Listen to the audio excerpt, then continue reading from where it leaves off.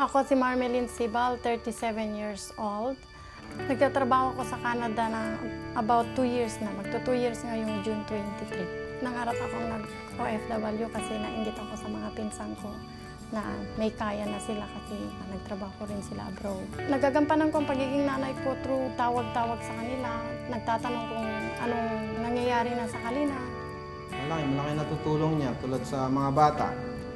Kasi kung hindi niya natatawagan araw-araw, may posibilidad na baka makalimutan pa ng mga bata yung mama nila. Yun, sinasabi nila, Ma, may homework ako, ganito, hindi namin magawa yun. Ano yun? Kasi walang internet sa bahay. So ang ginagawa ko para makatulong, ginugoogle ko.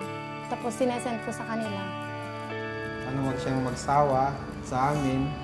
Kahit malayo kami, nandito kami, love namin siya, kami ng mga anak namin. Pangarap kong makapag-aral sila ng mabuti. Makuha naman nila yung ambisyon nila sa buhay. Mabigyan ko sila ng mabuting kinabukasan. Hi Lynn! Kumusta? Nalulungkot ako dito sa Canada. Sana nandyan ako. Namimiss ko kayo. I love you!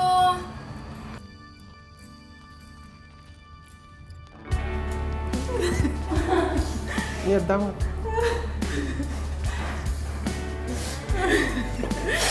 Kumusta, Lynn? Ito na yung wish mo, anak ko. Ito na yung wish mo na makita ko, uwi ako. Kapag nakita ko sila, yayakapin ko sila, sasabihin kong mahal ko sila, sabik na rin ako sa kanila. Maraming salamat sa Globe at Duo Canada dahil napapadali niya ang buhay ko bilang OFW.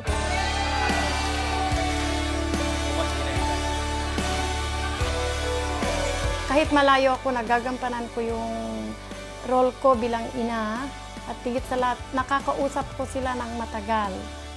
Hindi limitado na pag-uusap. Ang dali ko lang silang matanggap kasi anytime pwede akong tumawag sa kanila. Pwede ko silang kausapin dahil sa Globe Duo.